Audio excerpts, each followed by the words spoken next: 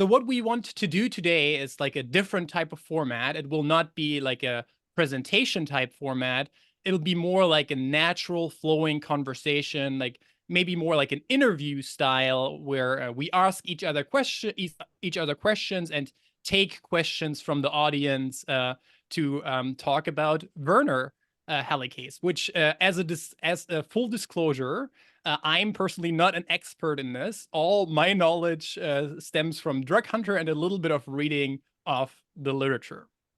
And I think with that, let's open the conversation and let's maybe start with Dennis. So Dennis, you're from studying the literature and from studying what we wrote on Drug Hunter. What do you think are the most exciting things that you find really interesting about Werner Helicase?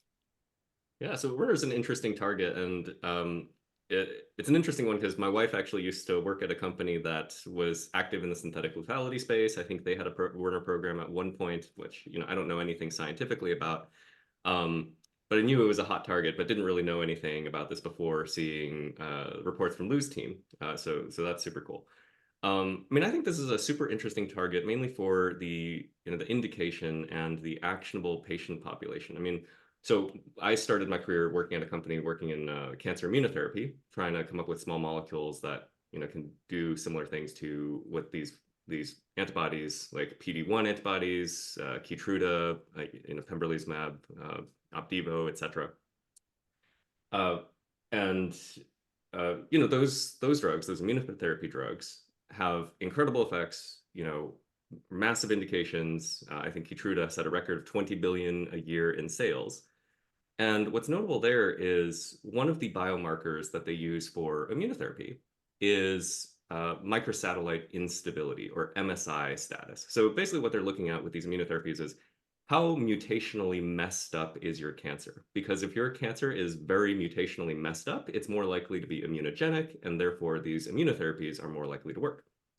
So, nowadays, because this is a tissue agnostic approval for those kinds of drugs, people have been screening for MSI status just en masse, right? Everybody's in all kinds of indications getting screened for this. So Werner is interesting because Novartis, I think in 2017, reported that Werner seems to be a synthetic lethal target for MSI status. So what that means is if you have a cancer that has this, mutational burden, inhibiting Werner should lead to selective killing of those cells versus healthy cells. And this is kind of an amalgam of multiple interesting concepts because, obviously synthetic lethality as a concept has been very hot because of the success of PARP inhibitors, PARP with BRCA and things like that. And so this is a really interesting area where you've got a massive addressable population thanks to immunotherapy, and you have, a very exciting concept in synthetic lethality. And this is a target that, is really, I would argue, pioneered by Novartis, and then subsequently there were several high-profile publications that highlighted this as well a few years later. Yeah, awesome. That's yeah, no, I'm also fascinated by the synthetic lethality concepts. It was since I started writing this PRMT5 article, this is something that really clicked with me.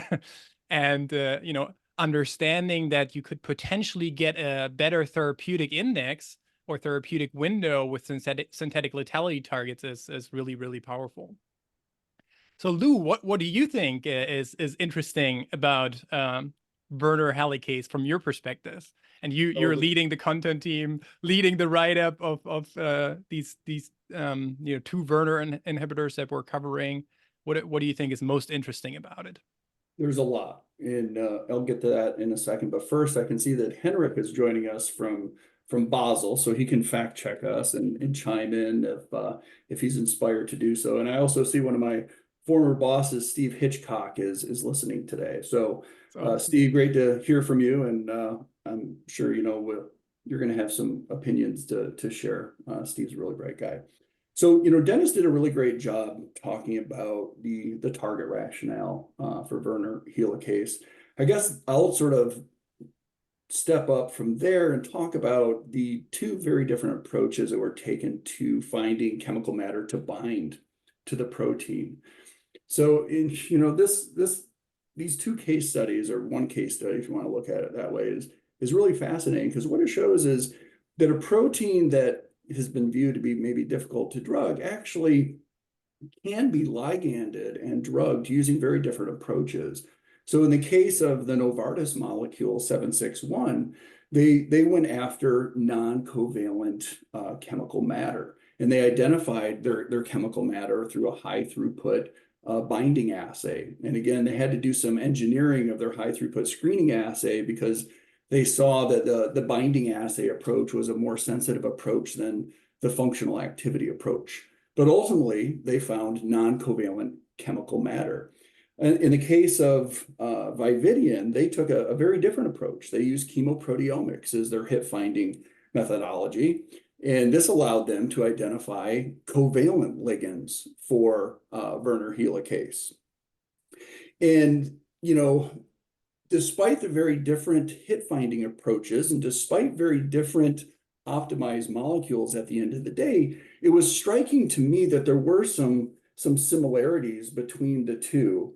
And that is that both of them started with very weak hits.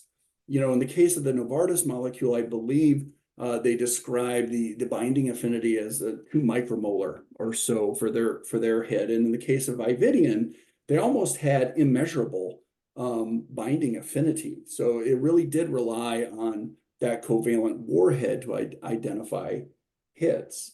Additionally, and we're gonna get to this during the coffee chat today, is in both cases, the core that was identified from the hit finding campaign was largely preserved all the way through the lead generation and lead optimization campaigns. And what they did to optimize the molecule is really make modifications around the periphery of that conserved core. And this happens quite often. Sometimes scaffold hopping is required to optimize properties and activity, but in this case, that scaffold hopping wasn't required. So that was interesting.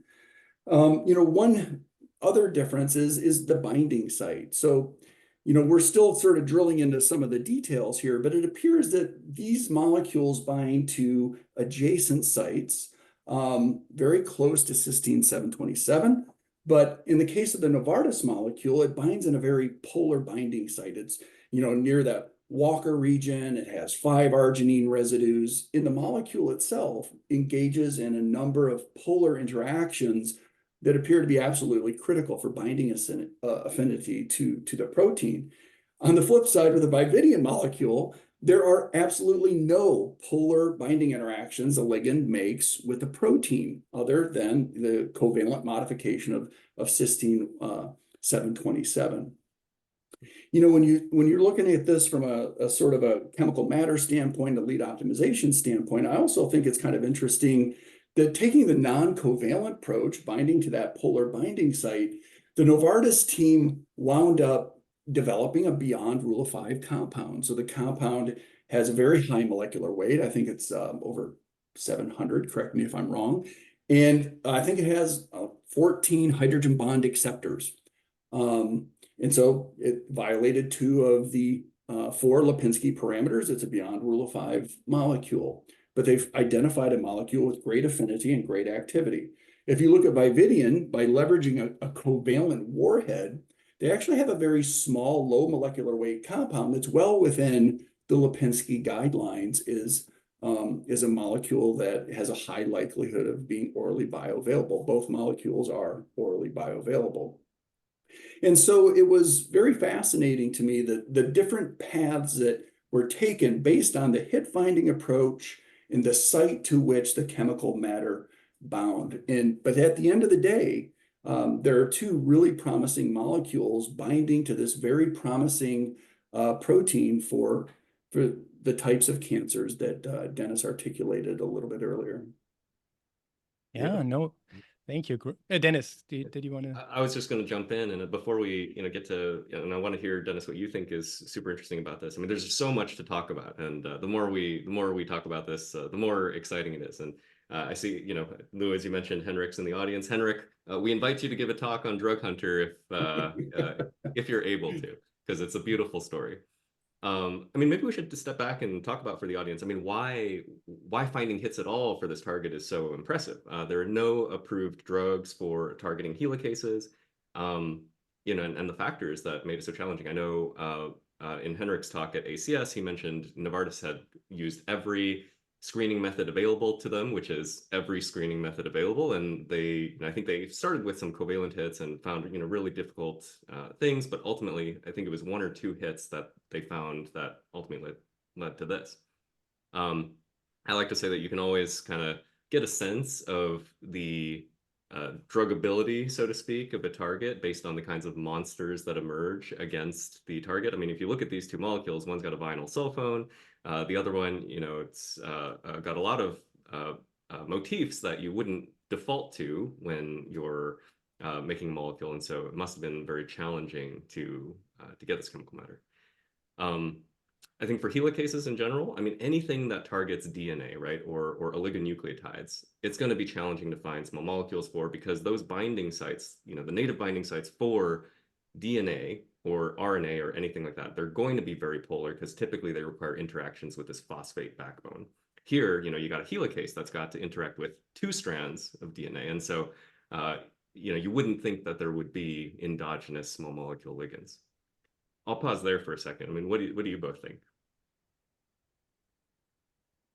Dennis, you want to go first? Yeah, no, I totally agree. This is really fascinating. I mean, you know, you by looking at the chemical matter of these 2 molecules, you can totally appreciate that the approaches were very orthogonal, right? And nobody would initially come up with like a vinyl sulfone for you know such a complicated target. So really, the approaches that were taken here are very noteworthy. And yeah, what I really find interesting about both of these campaigns is they're both really breakthrough campaigns. As you mentioned, Dennis, it's a target Werner helicase that hasn't been drugged, and other helicases also haven't been drugged, right? And those are really there are really a few related DNA repair enzymes, like for example the RECQ1 or the BLMs. They're very closely related to Werner helicase, but yet both of these molecules are very, very selective over them, and that is because they are binding in an allosteric pocket. So they're both binding, as Lou said, probably in a distinct allosteric pocket. It was really fascinating to see from the Vividion campaign how the approach was taken of, like, you know, not optimizing the hydrogen bonding interactions, but optimizing the positioning of the warhead. So from that from that complementary shape approach, the positioning of the warhead was really, really important in that Vividion campaign. And then also the reactivity of that warhead is also very important. So typically a vinyl sulfone has a somewhat of a low reactivity, and it's actually a reversible covalent warhead. So that was really, really good for the covalent approach that Vividion was taking, because I think Henrik mentioned in his, I think Henrik mentioned the compounds that Novartis had found are all covalent crap. So it was very interesting to see that, you know, Vividion was actually able to find something that's really, really fascinating. Then from Novartis's molecule, what I found super interesting, as Luke already kind of described, that the hit matter wasn't really modified much from I guess the final compound. But what it was modified with, in my opinion, was really, really a thoughtful optimization campaign. And we already mentioned that this is a beyond rule of 5 molecule.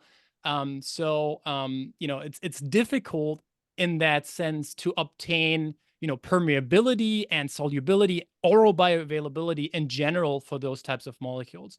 And I think the optimization approach that Novartis took here was really fascinating. And, you know, maybe I can say 2 really super cool things that were discussed in Henrik's talk at the ACS in New Orleans that I attended. Was those chameleonic transformations, right? So it is really, I guess, you know, difficult to come up with hits. And Henrik mentioned that there are a lot of artifacts that you can find. But to come up with a cell permeable and cell active Werner inhibitor was very, very challenging. And one of the parameters or one of the properties that you need is permeability. So the campaign focused on the optimization of the permeability. And how this was achieved, you want to actually optimize the permeability and the solubility, or also the log P at the same time. And those are typically parameters that are anti-correlated. So what I thought was a really great transferable insight from this campaign is that you can take an optimization approach where you optimize solubility and permeability at the same time with chameleonic transformations. And Henrik explained a few of them beautifully in his talk. I just want to highlight this one parameter that he mentioned, the neutral TPSA. The neutral TPSA is the 2D PSA minus the 3D PSA. And that's a parameter that you can use in the beyond rule of 5 space to optimize compounds to become orally bioavailable and have permeability at the same time. But yeah, those are just a few thoughts that I wanted to kind of share with the audience. So I just want to jump in there. Yes, I mean, the chameleonicity, I mean, it's quite ingenious the way they described it. Really beautiful stuff. And actually, Dennis, can you zoom in at all on those two molecules so we can yes, just absolutely. appreciate the chemical structures? Lou, I'm sure you'll jump in here on the molecules themselves, but I mean, when you look at that molecule on the right, it's just got so many things where you look at that and you're like, that is not the first thing that they tried, right? I mean, that, the dihydro THP ring on the left, that actually is a replacement for a thiophene in the hit, which is also obviously not something you want in a molecule. On the right, the hydroxypyrimidine, I think that there was a lot of optimization that went on there. And I think speaking to chameleonicity, I think this is Zwitter ionic, right? Correct me if I'm wrong. I think at some point they had Zwitter ions. Non-classical Zwitter ion. Yeah, non-classical Zwitter ions, right? And that helps with both the permeability and solubility, or the Lip-E as well. So, yeah, really fascinating. Yeah, really beautifully engineered molecule, and even the orthochloro atom on the phenyl ring at the top of the molecule, that basically twists that out of plane and gives you a little bit of more three-dimensionality and improved properties there. So Dennis, you did a really fantastic job of talking about HRO 761. So I'll just shed a little bit more light on what I find fascinating about VVD 214. So we talked about this in the Meet the Team webinar that we did a few weeks ago. But I found it very interesting that their initial hit was actually ATP competitive. And as I understood it, the hit finding campaign was actually done in cell lysate. And as they were doing their lead generation campaign and optimizing the molecules further, they ran into this molecule 127101 that you see here, and they started seeing lysate live cell disconnects in potency. And so they drilled into these disconnects, and what they discovered is that the subtle structure modifications they made, as you can see here, they basically took a phenyl ring and made it into a pyrimidinal ring. They took a methyl group and turned it into a phenyl ring, and then they appended a methyl group to that allylic position of the alpha beta unsaturated sulfone. And with those subtle structure modifications, they now developed, much to their surprise, an ATP cooperative molecule. And so what did this mean? This meant that these ATP cooperative molecules actually demonstrated better potency in live cells where there's high ATP concentrations than they actually demonstrated in lysate. And the team sussed this out, and then they realized, oh my God, we can capitalize on this. And they did so in a very elegant way, because as you can see, once you go from 101 to VVD 214, it's really just a matter of swapping out that cyclopentyl ring with a difluoroethyl group and the methyl group with a cyclopropane ring. So really it just goes to show, thinking about your molecular design in a very sophisticated and careful way, you can get from a starting point to an ending point pretty efficiently and pretty effectively. So I found this was a very fascinating element to the Vividion story. Yeah. Thanks, Lou. I missed that the first time. This is why I always enjoy listening to you, Lou. I learn something every time. I missed that, yeah, that mechanism switch from ATP competitive in the hit to ATP cooperative. I think that's something that we think about, when you're setting up screens or things like that, you're assuming you're looking for one mechanism, right? I'm not aware of that many examples where this sort of mechanism switch takes place during optimization, but I think that's good to know that that's possible in some cases, because that's a very significant difference in, in ultimate activity, right? If it's going to be competitive versus cooperative. And also, I mean, just sorry to jump in there, but really the subtle structural changes that are needed for that switch are so like almost Right. negligible, right? So that's what fascinates me. It doesn't need that much to really modulate that mechanism in a completely different way. Yeah. Yeah. Actually, we have a question from the audience about vinyl sulfones that I'll just open it up. So it's from Steven, Lou, your contact. And he's Oh saying no. that IDEA also disclosed a vinyl sulfone Werner inhibitor. And he's asking for thoughts on why the vinyl sulfone is used in both versus other electrophiles. So, basically, generically, I can say is that vinyl sulfones are less reactive than acrylamides. The other interesting aspect to this is it results in a reversible covalent inhibitor. So, acrylamides are irreversible, and sulfones, what I learned from reading or developing this article for Drug Hunter, are reversible. So that can have, some benefits. So I'm assuming that, there are some benefits to this reversibility, perhaps that led both companies to exploit this warhead. Yeah, it's probably also about the global proteomics, right?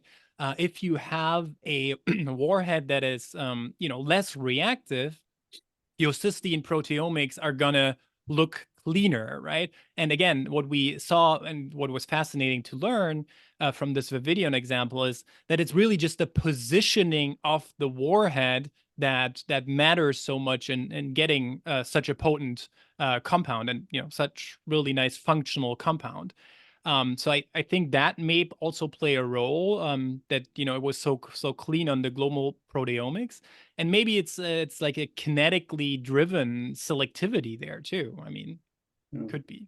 Do we have anybody in the audience from Vividion? I know we were just at Vividion a couple weeks ago. Yeah, so if anybody from Vividion's on the call, feel free to chime in as well. Or if anybody's Yes. familiar with this stuff, answer doesn't have to come from us. We can ask the audience. Yeah, so while we're waiting, one thing that just occurred to me, we haven't touched upon this yet, is Novartis described in their talk for 761 that the conformation of the protein is radically different in the bound structure versus the unbound structure. And in fact, that pocket to which they are binding is an induced pocket. And again, I said we're still sort of sussing this out, but it also seems that the Vividion molecule binding to that adjacent binding site gives a very different conformation of the protein versus the 761 bound. So I'm really interested to sort of finalize these structures and compare and contrast them. But that's another fascinating aspect to this. It's just like KRAS G12C, where for a long time people thought this was an unligandable binding site. But in fact, using covalent fragments, they were able to actually induce that a larger, more ligandable binding site by moving that switch 2 region of KRAS G12C. So it's a similar thing here, where if you look at the APO structure of the protein, you might throw your hands up and say, "Oh God, we can't ligand this thing."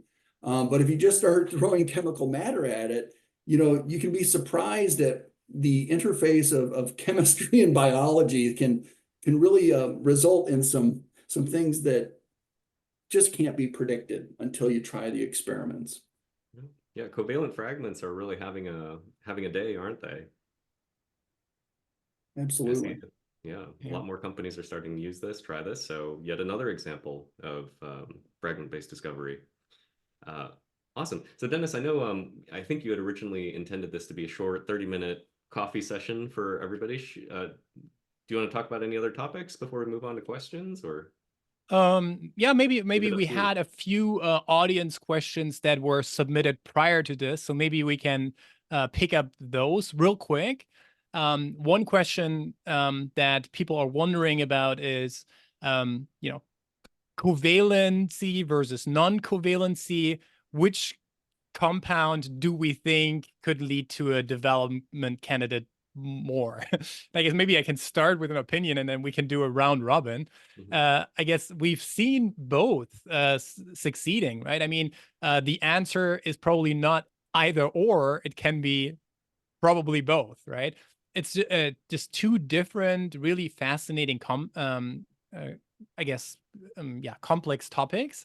And you know, Novartis mentioned that they didn't come up with any covalent matter that was developable, and now we're seeing this matter from Vividion and also from IDEA.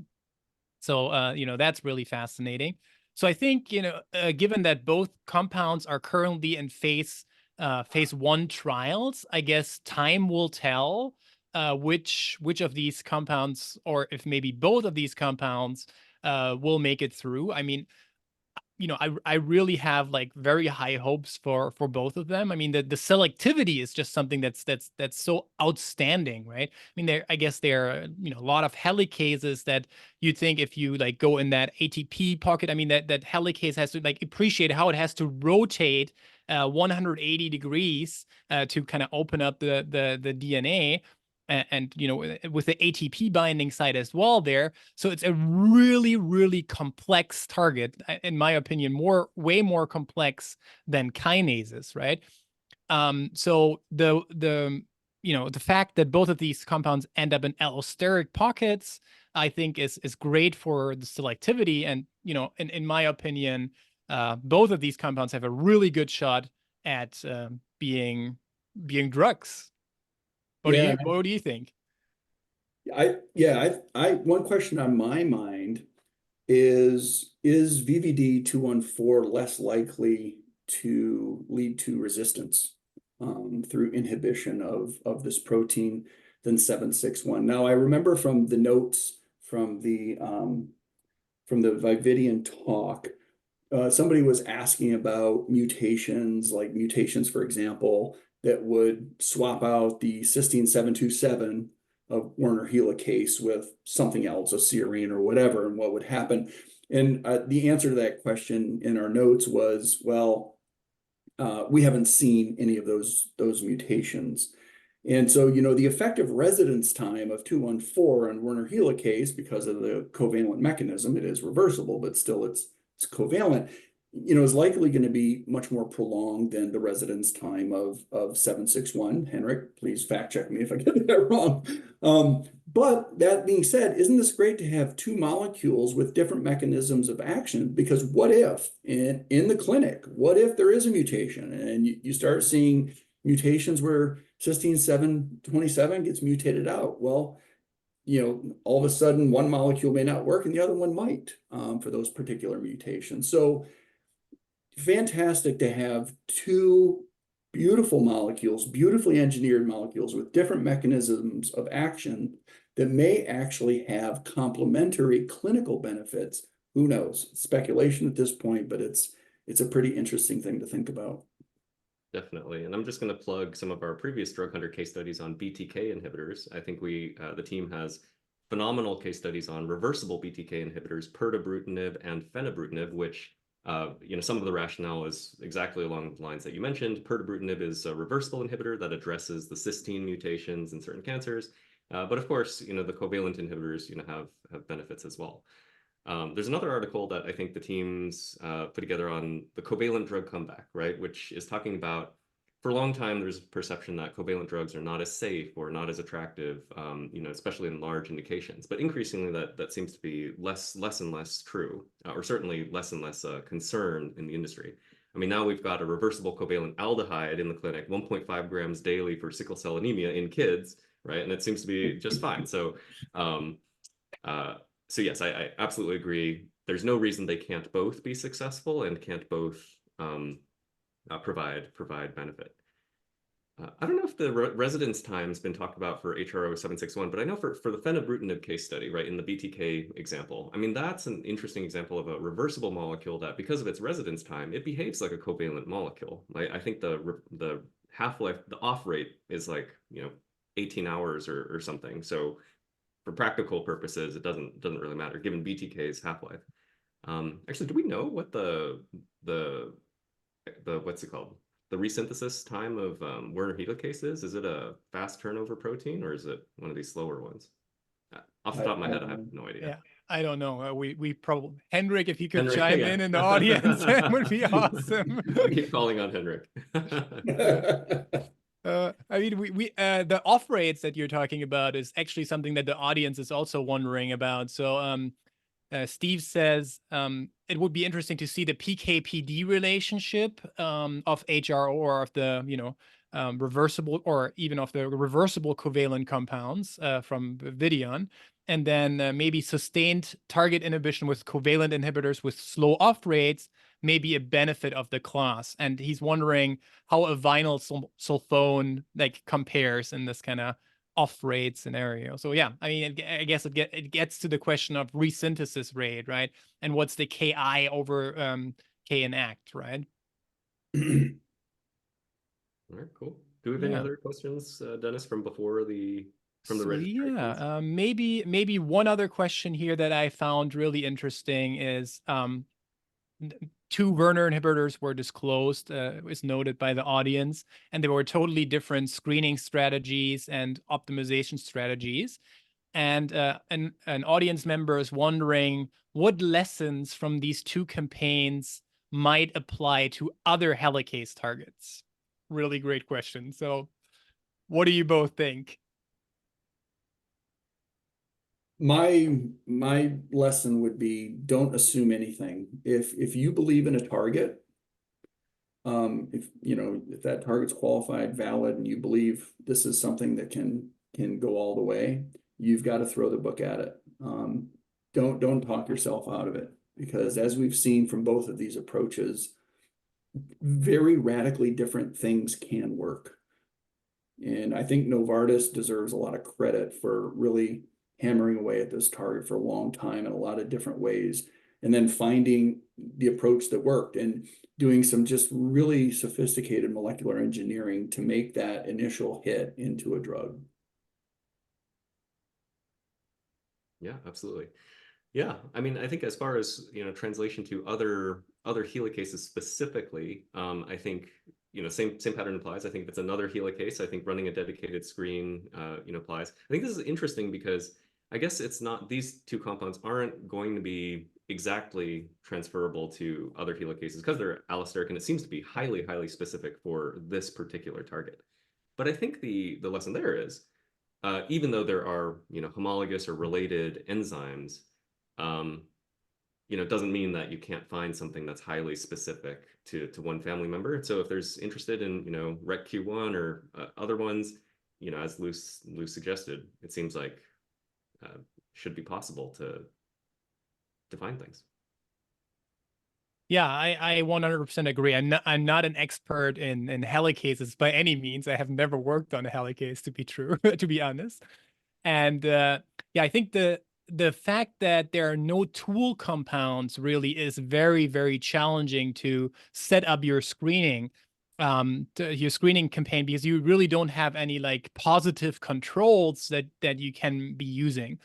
However, one I think transferable insight that I took away, and I kind of mentioned that already in the opening, was in general, this applies beyond helicase campaigns, is you often in drug discovery encounter the problem of having to optimize solubility and permeability at the same time, or trying to optimize the lip-E and the permeability at the same time. And I think the Novartis campaign just has really a lot of transferable insights there with the first of all, the chameleonic transformations that were described. We already talked a little bit about the kind of non-classical Zwitter ions that were mentioned, and kind of the shielding of polarity, kind of how you can modulate the distribution of conformations, right? You have that bioactive conformation that is hopefully the lowest energy conformation.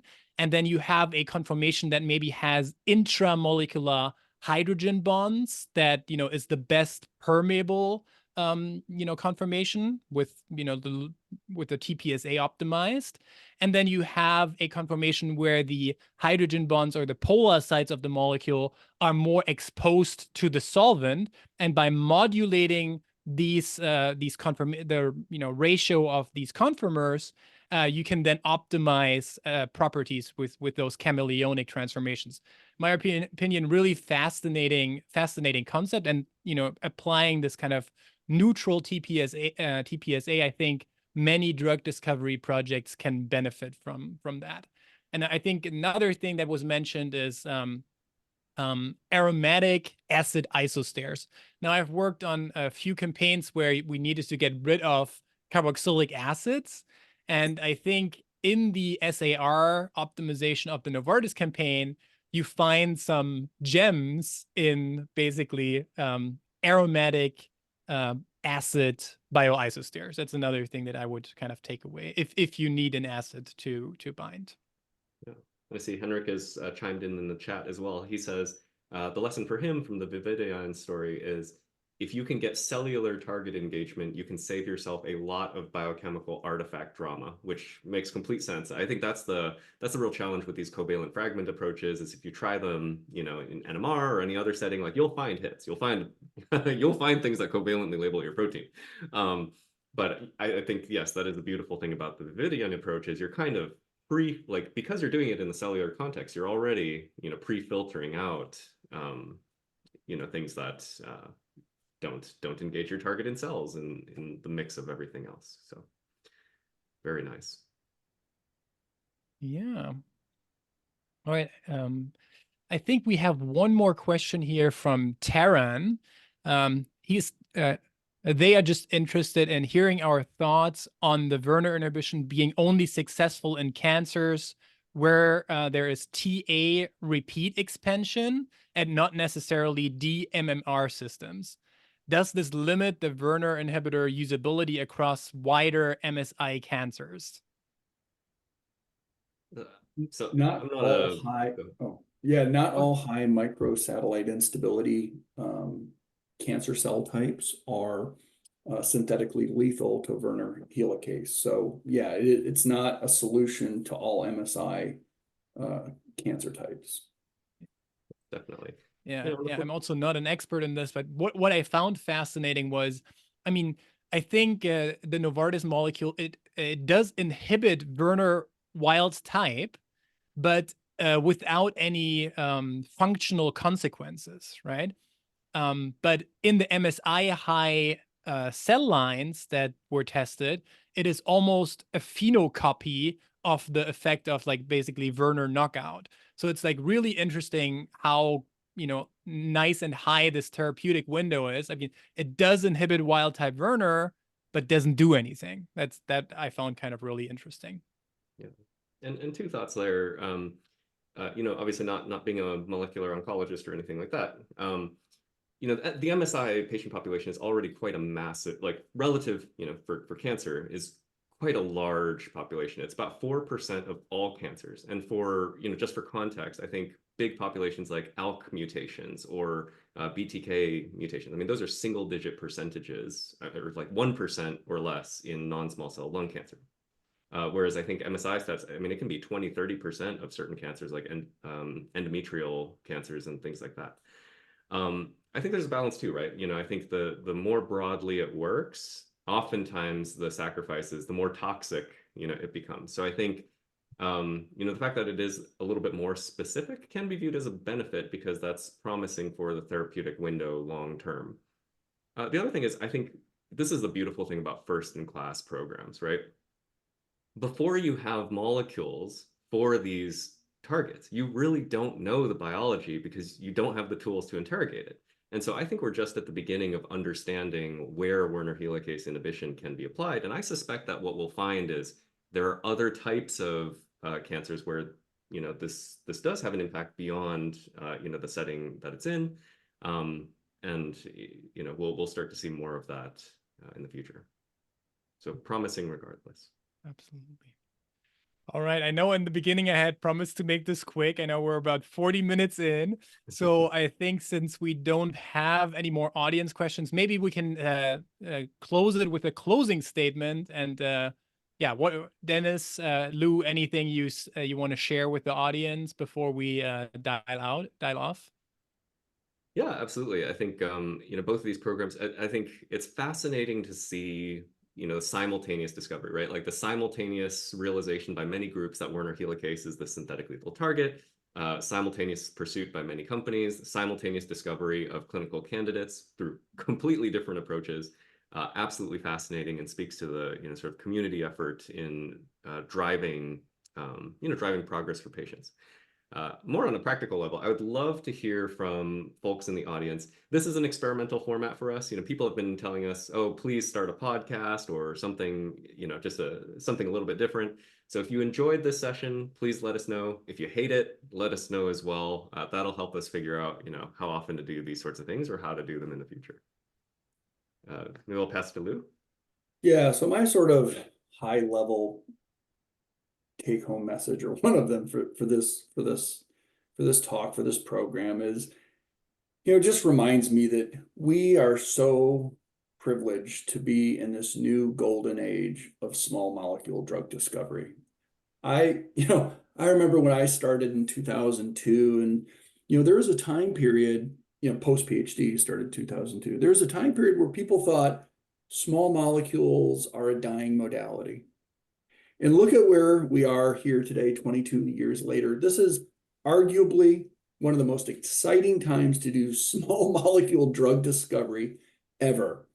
And, I feel fortunate we get to be here. I see all these new small molecule modalities. I mean, look at these molecules. These are examples of how sophisticated medicinal chemistry and drug discovery sciences in general have become. And one of my hopes, and be ready, folks, we're going to put this in writing. One of my hopes is that the drug discovery community out there recognizes the impacts that modern medicinal chemistry have had on human health. And I still find it shocking to this day that there's one medicinal chemist, a true medicinal chemist, who designs and synthesizes molecules, who's won the Nobel Prize. One. In the 124-year history of the Nobel Prize, there's been one medicinal chemist who's won that. I personally think that's a shame. And I'm going to advocate as strongly as possible that other people, for other contributions, medicinal chemists, get recognized for their contributions to drug discovery. So we're all blessed to be in this time period. This is great. Let's celebrate. Those are great closing words, Lou. I couldn't have said it any better. So yeah, actually, yeah, thank you to the audience. It was really, really fun. And we really loved how engaged you were. Thank you, Dennis. Thank you, Lou, for a super cool discussion. I learned so much. Like, I personally love this format since, I learned through mostly discussing with other people. And I think for me, this is a format that's incredibly helpful. I hope the audience enjoyed it as well. I saw a few good comments coming through, so that's amazing. We're glad you're enjoying this. And with that, I thank everybody in the audience. Happy Friday, everyone, wherever you are in the world, and good luck to Germany in the World Cup on Sunday. All right. Peace out, Have a great everyone. weekend, everybody.